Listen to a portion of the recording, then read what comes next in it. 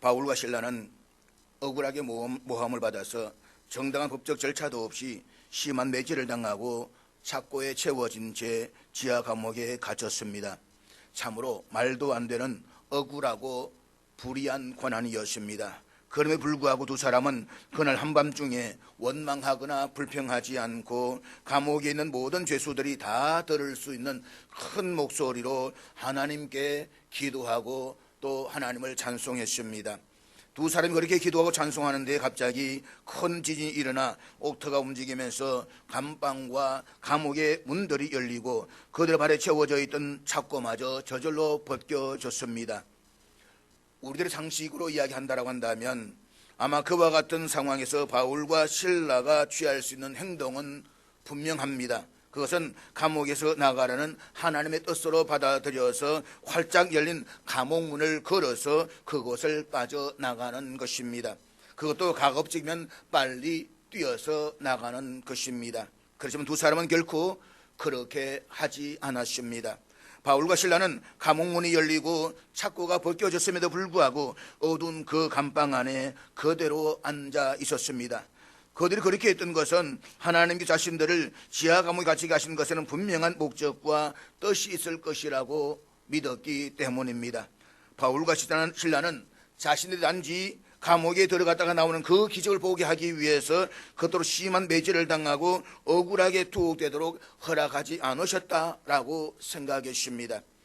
바울이 제2차 전도 여행을 시작하면서 수리아 안디옥을 출발할 때에 그가 원래 계획했던 목적지는 결코 유럽 대륙의 빌립보가 아니었습니다. 그때까지만 해도 바울은 아시아 대륙에서 유럽 대륙으로 건너간다라고 하는 것은 꿈에서조차도 상상하지 않았습니다. 그런데 하나님께서는 바울이 전혀 예상하지 못했던 길로 인도해 가시는 가운데 2000km나 떨어져 있는 빌립보에 도착하게 하시고 그곳 강가에서 루디아라는 여인을 만나게 하셔서 그녀에게 복음을 전하고 세례를 주었습니다. 그리고 그곳에서 빌립보 교회라는 것이 시작이 되게 하십니다.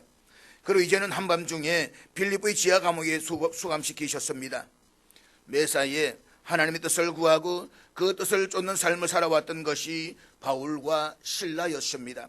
따라서 두 사람은 자신들 이곳 빌립보 감옥에 갇히게 된 것은 그것이 무엇인지는 모르지만 분명히 하나님의 계획하신 뜻이 있을 것이다라고 믿었습니다. 그래서 한밤중에 감방과 감옥의 문이 열리고 두 발에 차고 있던 착고마저 벗겨졌음에도 불구하고 두 사람은 그 감옥을 벗어나지 않고 감방 안에 그대로 앉아 있었던 것입니다. 그들은 하나님의 뜻이 어떻게 이루어지는지를 기도하는 가운데 기다렸던 것입니다. 사실 많은 그리스도인들은 단지 한밤중에 그 자리에서 벗어나기만을 위해서 기도합니다. 그리고 이런 그 기적만을 쫓아갑니다. 저 감옥의 문이 열리고 자신들의 발에 차고 있던 착고마저 절로 벗겨졌다라고 한다면 그것은 그 감옥을 나가라는 하나님의 뜻이라고 생각을 할 것입니다. 그래서 뒤도 돌아보지 않고 그 감옥을 빠져나갈 것입니다. 그러나 바울과 실라는 결코 그렇게 하지 않았습니다. 그들은 그 한밤중에 이끄신 하나님 뜻을 확인하기까지 그 자리에 앉아서 기다렸습니다. 그냥 기다렸겠습니까? 아마 그들은 기도하는 가운데 기다렸을 것입니다. 그 결과 그 소명의 자리에서 자신들을 통해 간수와 그의 온 가족을 구원하시려는 하나님 뜻이 온전하게 이루어질 수가 있었다는 것입니다. 따라서 우리도 단지 기적을 쫓는 삶이 아니라 그 기적 뒤에 있는 하나님의 뜻을 쫓는 삶을 살아야만 합니다. 그것은 하나님께서 허락하신 소명의 자리를 믿음으로 굳게 지키는 데서 시작이 됩니다. 결코 조급해하지 말고 기도하며 기다리는 것, 이것이 우리 모든 그리스도인들이 가져야 할 신앙적 자세입니다. 깊은 잠에 꼬라떨어져 있던 간수가 갑작스럽게 큰 질이 일어나고 옥토가 흔들리는 바람에 깜짝 놀라 잠에서 깨어났습니다. 그리고 바울과 실라가 갇혀있는 감방문과 감옥의 문들이 활짝 열려있는 것을 두 눈으로 확인하는 순간 간수는 칼을 빼어서 스스로 자결 하려고 했습니다. 바울과 실라가 탈옥한 것이 분명하다라고 확신했기 때문입니다. 당시 로마법에는 죄수를 놓친 간수는 혹독한 고문의 과정을 거친 후에 죽음의 형벌을 당해야만 했습니다.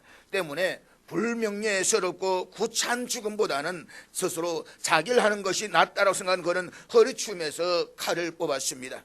그리고 스스로 할복하는 그 순간 어둠의 기정직을 깨뜨리고 감방 안에서 큰 소리가 울려 젖었습니다. 우리가 다 여기 그대로 있으니 자살하지 말라.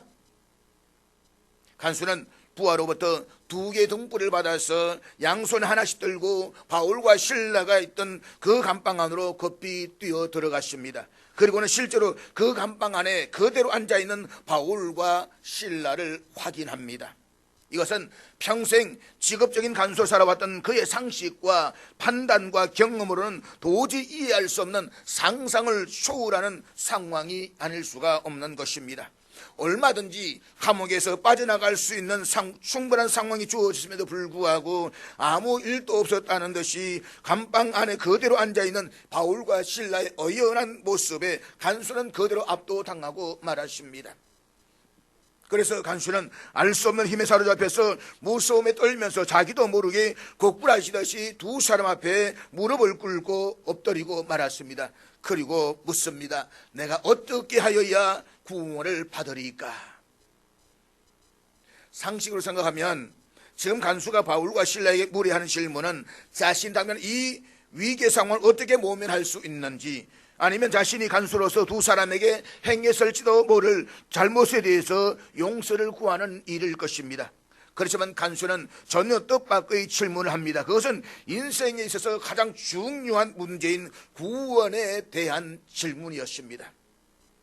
스스로 자기를 결심했을 정도로 절박한 상황에서 그가 구원에서 물었다라고 하는 것은 그가 평소에 자신이 어떻게 하여야 구원을 받을 수 있을까라는 궁극적인 질문을 마음속에 늘 품고 있었다는 것을 의미합니다.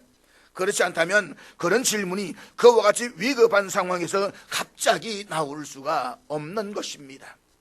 그렇습니다. 간수는 인간이 공동묘지에서 고작 한 줌의 흙으로 끝나버릴 존재가 아니라는 것을 알았습니다.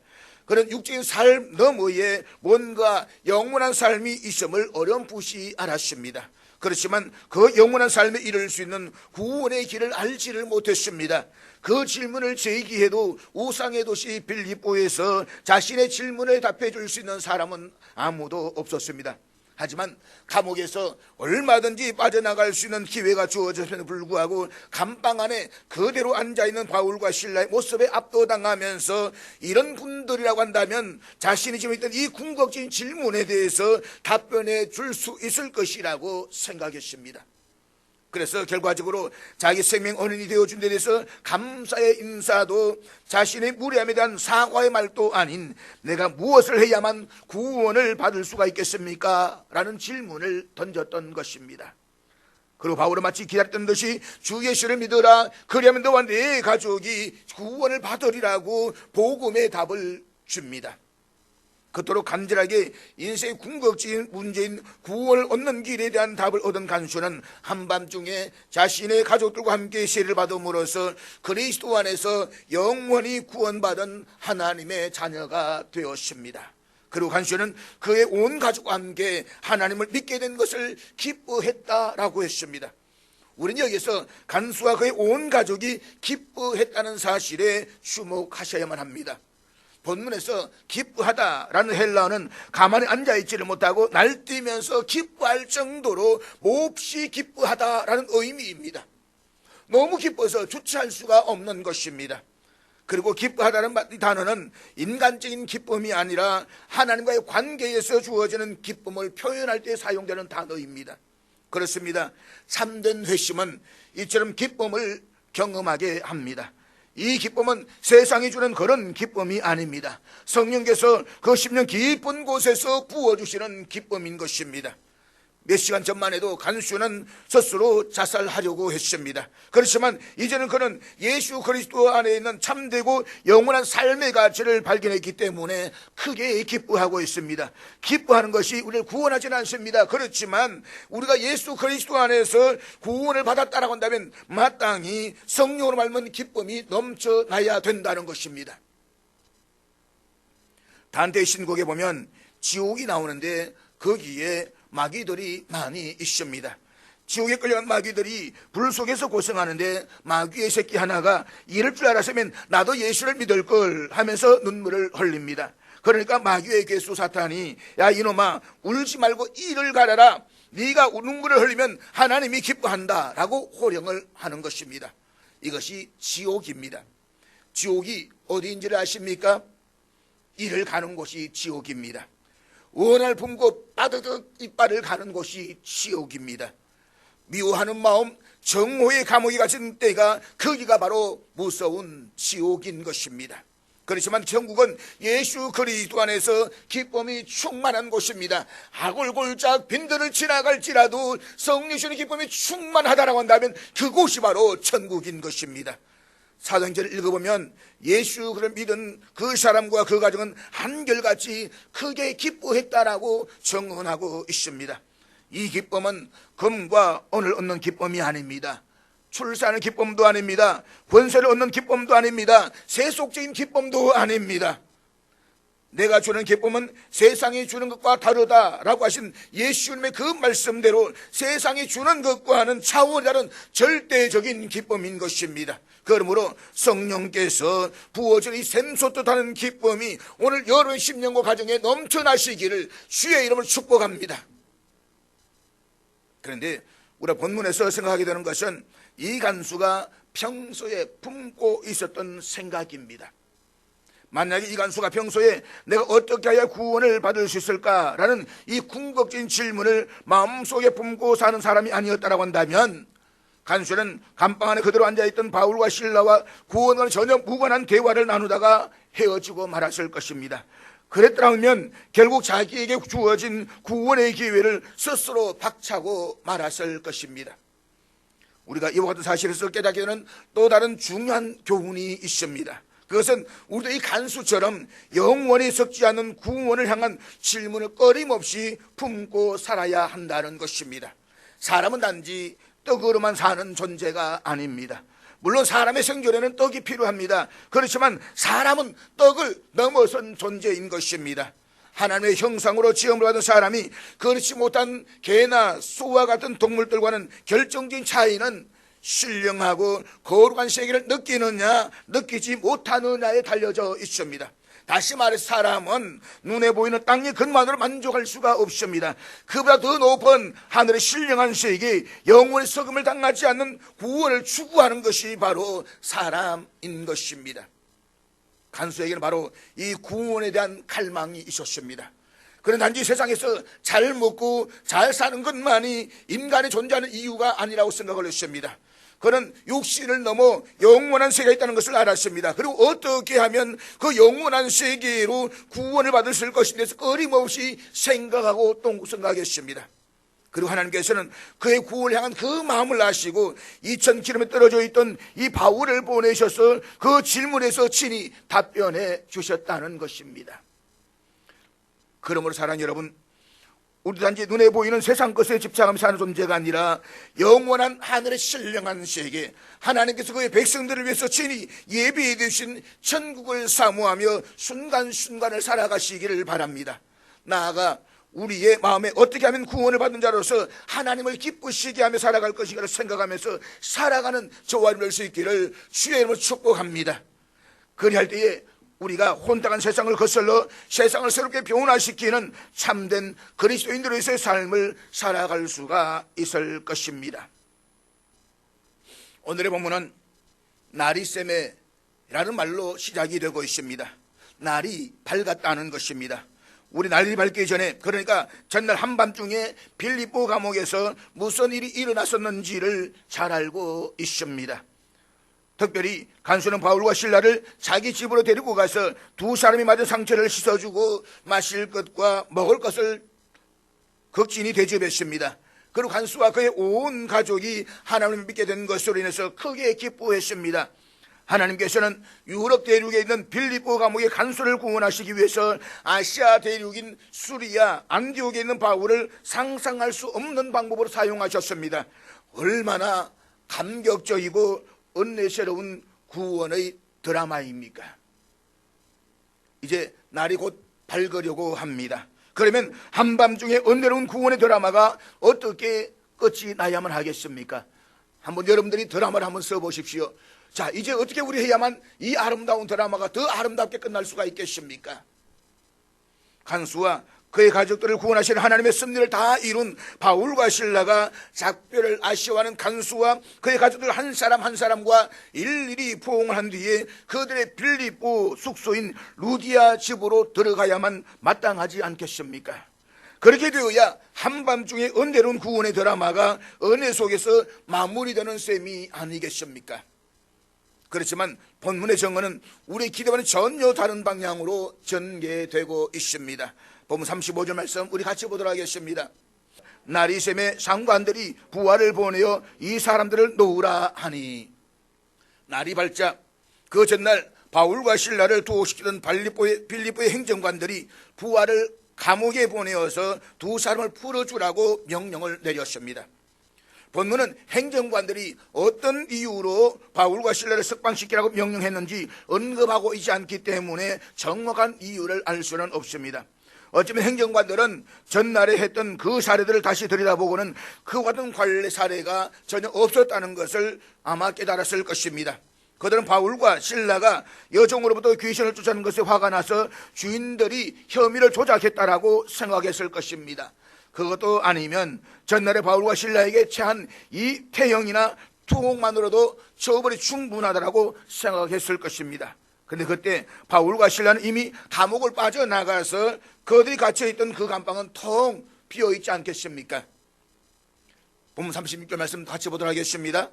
간수가 그 말대로 바울에게 말하되 상관들이 사람을 보내어 너희를 놓으라 하였으니 이제는 나가서 평안히 가라 하거늘, 부하들로부터 행정관의 명령을 접수한 간수는 바로 전날 한밤중에 바울과 실라로부터 시해를 받은 바로 그 간수입니다. 그 간수가 바울과 실라 갇혀있는 감방으로 찾아가서 석방 소식을 전해주면서 이제 나와서 평안히 가십시오 라고 이야기를 합니다. 이것은 바울과 실라가 그날 새벽까지 간수의 집에 있다가 다시 지하 감방 안으로 되돌아와 있음을 의미하고 있는 것입니다. 그렇다면 우리 이 상황을 좀 더 생각해 볼 필요가 있습니다. 간수의 입장에서 간수가 먼저 바울과 실라에게 이제 조금 있으면 동의될 것 같으니까 두 분은 지하 감방으로 되돌아가시지요 라고 말할 수가 있겠습니까? 현실적으로는 불가능한 이야기입니다. 감옥의 문들이 열리고 창고가 벗겨졌음에도 불구하고 감방 안에 그대로 앉아 있었던 바울과 실라는 간수에게는 자신의 자살을 막아준 생명의 언인이었습니다. 무엇보다도 간수의 가족들과 더불어서 하나님부터 영원한 구원의 은총을 깨준 영적 언인이기도 한 것입니다. 만약에 간수로부터 한밤중에 음식을 대접받은 바울과 실라가 이제 잘 있으라 라고 하면서 루디아의 집을 향해서 간다라고 할지라도 간수의 입장에서는 그들의 앞을 제지할 수 있는 처지가 아니었습니다. 그러므로 날이 밝았을 때에 바울과 실라가 그 감방 안에 앉아 있었다라고 하는 것은 바울과 실라가 자발적으로 그 감방 안으로 다시 들어갔음을 의미하고 있는 것입니다. 대체 이유가 무엇이겠습니까? 만약 바울과 실라가 그날 밤 간수의 집에서 음식을 대접받은 후에 간수와 그의 가족들 다 구원받은 것을 확인하고서 루디아의 집으로 그냥 되돌아가 버렸다고 한다면 어떤 결과가 초래되었겠습니까? 간수는 죄수를 놓친 중죄인이 되어서 혹독한 고문을 당한 뒤에 죽음의 형벌을 받아야만 했을 것입니다. 그로 인해서 그의 가족들은 일평생 불명예 속에서 피멍이든 가슴을 부여안고 살아야만 했을 것입니다. 그것이 간수와 그의 가족들에게 생명의 복음을 전해주고 그들 하여금 구원받았음을 크게 기뻐하게 했던 바울과 실라가 취할 수 있는 행동은 아닐 것입니다. 그것뿐이 아니었습니다. 만약에 날이 밝기 전에 바울과 실라가 감방으로 되돌아가지 않았다라고 한다면 결과적으로 바울과 실라는 탈옥한 범법자가 되고 마는 것입니다. 감옥을 탈옥한 도망자가 된 사람들이 길이요 진리요 생명이신 예수 그리스도의 정인으로 살아간다는 것이 타당한 일이겠습니까? 바울과 실라에게 그것은 결코 있을 수 없는 일이었습니다. 그러므로 하나님의 가시적인 인도하심이 없는 가운데서 하나님께서는 그들의 본래 있었던 그 감방으로 자진해서 되돌아가는 것이었습니다. 그래서 그들은 하나님께서 순종하기 위해서 캄캄한 그 지하 감방으로 자진해서 되돌아갔습니다. 전날 바울과 실라가 지하 감옥에 투옥되었던 것은 그들의 의지와는 전혀 상관없이 불의한 인간들과 권력의 강압으로 인함이었습니다. 그렇지만 그날 날이 밝기 전에 바울과 실라는 자신들의 의지로 그 감방으로 되돌아갔습니다. 솔직히 캄캄한 지하 감방으로 되돌아간다는 것이 바울과 실라에게는 결코 즐거운 일이 될 수가 없습니다. 질질대로 지친 심신으로 편한 의대의 집으로 돌아가서 싶은 마음이 왜 없었겠습니까? 그렇지만 바울과 실라는 오직 하나님의 뜻에 순종하고 복음의 짐 외에는 어떤 짐도 그 간수와 가족들에게 지우지 않기 위해서 자신들의 발로 캄캄한 지하 감방으로 되돌아갔습니다. 두 사람의 이러한 행동은 참으로 숭고하기까지 합니다. 사실 자신의 생명의 원인들에게 어떠한 도움도 도지 못한 채 그들이 다시들한 지하 감방의 문을 밖에서 걸어 잠글 때에 그들로부터 은혜를 받았던 이 간수의 마음은 얼마나 안타깝고 아팠겠습니까? 그와 같은 상황에서 바울과 실라를 석방시켜주라는 행정관들의 명령을 하달받았을 때에 그 간수의 마음은 또 얼마나 기뻤겠습니까? 그리고 간수는 단숨에 지하 감방으로 달려왔습니다. 그리고 바울과 실라에게 석방 소식을 전하면서 이제는 나와서 평안히 가십시오 라고 말했습니다. 바울로부터 복음을 영접하고 은혜를 입은 간수가 바울과 실라의 석방을 얼마나 간절히 바랐으면 지금 당장을 뜻하는 이제라는 단어를 사용해서 이제는 나와서 평안히 가십시오 라고 말을 했겠습니까? 그래서 그 순간 바울은 잠깐만 서도이라고 모든 것을 중단시킵니다. 홍보란 간수와는 달리 자신의 석방 소식을 들었던 바울은 들뜨거나 기뻐하지 않았습니다. 그 대신 바울은 아주 차분한 목소리로 간수에게 이 일을 제기했는데 본문 37절입니다. 바울이 이르되 로마 사람이 우리를 죄도 정하지 아니하고 공중 앞에서 때리고 옥에 가두었다가 이제는 가만히 내보내고자 하느냐? 아니라 그들이 친히 와서 우리를 데리고 나가야 하리라 한데, 우리는 바울이 로마 시민권자였다는 사실을 잘 알고 있습니다. 그 바울이 자신과 자기 동역자인 실라를 가리켜서 로마 사람인 우리라고 했습니다. 이 사실은 바울뿐만 아니라 실라도 역시 로마 시민권자였음을 알게 됩니다. 당시 거짓으로 로마 시민을 자청하는 사람은 사형에 처해졌기 때문에 실라를 사형에 내어주려고 바울이 거짓말을 했을 리는 없는 것입니다. 그리고 바울이 로마 사람이 우리를 죄도 정하지 아니하고 공중 앞에서 때리고 옥에 가두었다 라고 한 말은 로마 사람이 우리를 정식 재판도 거치지 않고 태형을 가하고 투옥시켰다는 말이었습니다. 바울이 지금 로마법에 근거한 로마 시민으로서의 권리에 대해서 언급하고 있는 것입니다.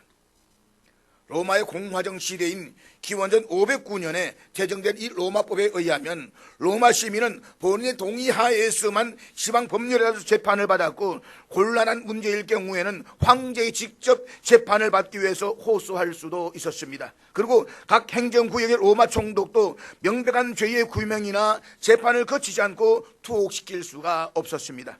더욱이 로마법은 로마 시민의 자기 변론권을 인정하고 있었는데 이것은 법에 의해서 보장된 로마 시민의 정당한 권리였습니다.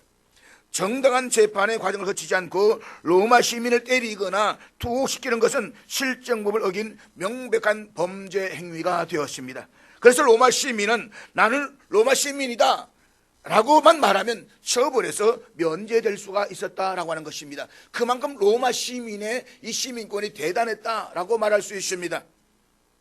귀신 들린 불쌍한 여인이 온전하게 되므로써 그 여인을 이용해서 더 이상 돈벌이할 수 없게 된 악덕 주인들의 거짓 모함에 선동된 이 무리들이 벌떼처럼 일어나서 바울과 실라를 공격했고 그곳에 있는 행정관들은 재판도 거치지 않고 두 사람의 옷을 찢어 심하게 매질을 가한 뒤에 지하 감옥에 가두어 버렸습니다. 그리고는 아침이 되어서 아무도 모르게 두 사람을 가만히 내보내려고 했습니다. 아마도 행정관들은 공개적으로 매질을 하고 하룻밤을 감옥에서 보낸 것으로 충분한 처벌이 되었다라고 생각을 했을 것입니다.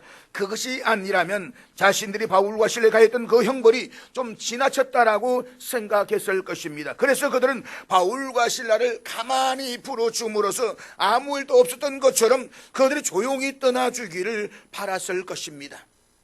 그래서 바울은 그들의 예상과는 전혀 다르게 반응했습니다. 무엇보다 악덕 주인들에게 선동을 당한 행정관들이 한 가지 중요한 사실을 모르고 있었습니다. 그것은 거대 유대인이기에 재판의 과정도 거치지 않고 태형을 강하고 투옥시켰던 그 바울과 실라가 혈통적으로는 분명히 유대인이지만 법적으로는 로마 제국의 보호를 받는 로마 시민이었다라는 사실을 말입니다. 그래서 바울이 간수에게 악덕 주인들이 사용했던 그 표현을 그대로 인용하면서 이 일을 제기하는 것입니다. 즉 로마 사람인 우리를 정식 재판도 거치지 않고 임의로 매를 때리고 투옥시켰다가 이제 와서 가만히 석방시키는 것은 부당하다는 것입니다. 따라서 자신들을 불법적으로 투옥시켰던 장본인들이 직접 와서 자신들을 석방시켜야 할 것이라고 이 일을 제기하고 있는 것입니다. 한마디로 바울은 자기와 실라는 무고하기 때문에 감옥에서 떳떳하게 공개적으로 나가겠다는 것입니다. 바울이 이처럼 공식적인 절차를 강하게 요구하는 것은 자신의 명예 회복만을 위한 것이 아니었습니다. 바울이 자신들의 무지함을 공식적으로 인정받으려 했던 것은 이제 갓 세워진 빌립보 교회의 활동이 위축되도록 않기 위한 배려일 뿐만 아니라 이후에도 계속해서 빌립보에서 어떤 장애물이 없이 복음을 전하게 하기 위함이었다라고 하는 것입니다. 유대인인 줄 알고 정당한 법적 절차도 없이 심하게 매질을 하고 지하 감방에 수감시켰던 이 바울과 실라가 실제로 로마 시민이라는 사실은 간수를 통해서 행정관들에게 즉각 보고가 되었습니다. 그리고 그들의 반응이 37절과 38절 말씀인데 우리 같이 읽도록 하겠습니다.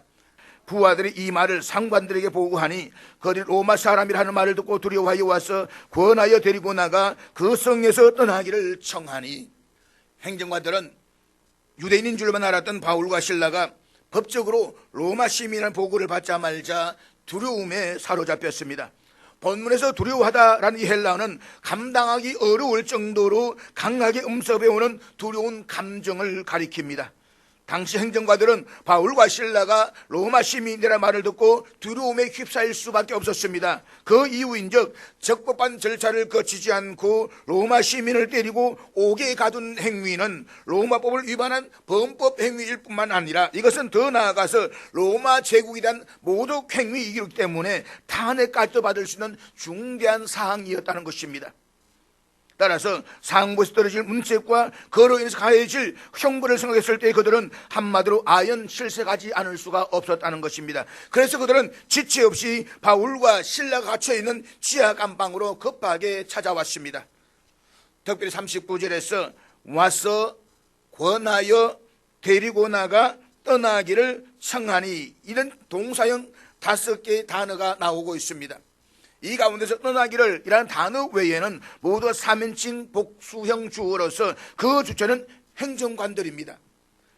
짧은 문장에서 이처럼 4개의 동사가 이들과 관계되었다는 것은 행정관들이 매우 당황 상태에서 바울을 회유하기 위해서 얼마나 많은 노력을 했는지를 우리에게 잘 보여주고 있는 것입니다. 나아가서 권하여 라는 것은 우리말 번역은 그 의미가 좀 약하게 전달되었지만 헬라어 원문으로 볼 때는 아주 간곡한 표현인 것입니다. 따라서 이 단의 의미로 보았을 때 행정관들은 이 사건을 마무리 짓기 위해서 아주 비굴할 정도의 저자세로 바울에게 떠나줄 것을 간곡하게 요청하고 있음을 보여주고 있는 것입니다. 쉽게 말해서 행정관들이 바울과 실라를 직접 감옥 밖까지 정중하게 인도한 뒤에 자신들의 잘못을 제발 문제 삼지 말고 그냥 조용히 빌립보를 떠나주기를 두 손과 두 발이 닳도록 빌었다, 이 말인 것입니다. 그렇게 빌립보 감옥에서 나온 바울과 실라의 이후의 행적을 본문 40절이 전해주고 있는데 우리 다 같이 보도록 하겠습니다. 두 사람이 옥에서 나와 루데 집에 들어가서 형제들을 만나보고 위로하고 가니라. 감옥에서 나온 바울과 실라는 자신들의 부당한 형법을 가했던 행정관들을 처벌하라고 바깥에서 시위를 벌이지 않았습니다. 두 사람은 출국하자마자 자신들의 숙소였던 루디아의 집으로 갔습니다. 유대의 집에는 바울의 일행들 가운데서 투옥을 면했던 디모데와 누가도 머물고 있었습니다. 유대 집에 도착한 바울과 실라는 감옥에서 일어났던 모든 일들을 그들에게 이야기했습니다. 자신들이 지하 감방에 갇혔던 한밤중에 하나님께서 어떻게 옥도를 흔드시면서 감방의 문을 열어주셨는지, 그 감방 한밤중에 지하 감방에서 자살하던 간수와 그의 가족과 함께 어떻게 자신들로부터 복음을 영접하고 주님의 자녀로 구원을 받게 되었는지, 그리고 이튿날에는 행정관들이 자신을 찾아와서 어떻게 사과를 했는지를 다 이야기했습니다. 바울과 실라로 인해서 심히 염려하고 있었던 믿음의 형제 자매들이 이 빌립보의 감정을 들으면서 얼마나 큰 위로를 받았겠습니까? 요한복음 16장에 보면 성도들께서 위로가 도우시는 성령님의 또 다른 이름인 보혜사를 이야기합니다. 이 보혜사를 뜻하는 헬라어가 파라클레토스라는 단어인데, 이 말은 위로자라는 의미입니다. 그리고 오늘 본문에서 바울과 실라가 믿음의 형제 자매들을 위로했다라는 의미로 사용된 헬라어 동사 파라칼레오라는 또 성령을 따는 파라칼레토스와 같은 동사형입니다. 그러니까 바울과 실라가 한밤중에 지하 감옥에서 주님의 자신들을 위해서 어떻게 역사하셨는지를 정언할 때에 그 정언을 듣는 믿음의 형제 자매들은 단순한 인간 바울과 실라의 위로만 받은 것이 아니었다는 것입니다. 그들은 보혜사 성령님의 역사 속에서 주님의 위로를 받았다는 것입니다. 그래서 그들은 어떤 상황에서도 오직 예수 그리스도의 길만을 쫓으리라고 다시 한번 다짐할 수가 있었을 것입니다. 그런데 본문 40절을 자세히 보면 위로하고 앞에 숫자 2가 기록되어져 있는 것을 볼 수가 있습니다. 그래서 성경 아래쪽에 쭉 와서 보면 관주난에 보게 되면 권면하고 라고 기술하고 있습니다. 그러니까 헬라어 파라칼레오라는 말은 위로하다라는 뜻과 동시에 권면하다, 즉 가르치다라는 뜻도 가지고 있습니다. 헬라어는 위로하다와 가르치다라는 단어가 구별되지 않는 것입니다. 루데의 집을 찾아왔던 바울과 실라는 그곳에 모여있는 믿음의 형제자매들에게 하나님께서 자신들에게 행하신 은혜로운 일들을 간증하는 것만으로 그친 것이 아니었습니다. 그들은 자신과 함께 하셨던 하나님의 말씀으로 그들을 권면하기도 했다는 것입니다. 바로 그것이 그들에 대한 위로였습니다. 잠언 25장 21절에서 보면 경우에 합당한 말은 아로 새긴 은장반에 새긴 사과라고 정언하고 있습니다. 얼마나 적절한 표현입니까? 사실 적절한 주님의 말씀으로 권면하는 것보다 더 확실한 위로는 없습니다. 주님의 말씀은 곧 주님의 생명이요 주님의 사랑이요 주님의 능력이기 때문입니다. 중요한 사실은 오늘 본문에서 위로하다 혹은 권면하다로 번역된 헬라어 파라칼레오가 앞에 39절에서 권하여 라는 단어로 사용되고 있다는 것입니다. 우리 앞에 있는 39절 말씀 다시 한번 보도록 하겠습니다. 와서 권하여 데리고 나가 그 성에서 떠나기를 청하니, 여기서 권하여로 번역된 헬라어 동사가 40절에서 위로하다로 사용된 헬라어와 같은 단어로서 간청하다라는 의미도 있습니다. 간수가 감방에 갇혀있는 바울과 실라에게 석방 소식을 전해 주었을 때 바울은 기뻐하기는커녕 로마 시민 자신들에게 정식 재판도 거치지 않고 불법적으로 부당한 처사를 행한 행정관들이 직접 와서 자신들을 석방시켜야 할 것이라고 이의를 제기했습니다. 그리고 그 이야기를 듣는 행정관들은 깜짝 놀라서 지하 감방까지 찾아와서 바울과 실라가 그 감옥에서 제발 나가주기를 파라칼레오 간청했다는 것입니다. 이처럼 똑같은 동사 파라칼레오가 쓰여졌는데 그 동사의 주체가 바울이냐 아니면 행정관들에 따라서 동사의 의미가 판이하게 달라지고 있는 것입니다.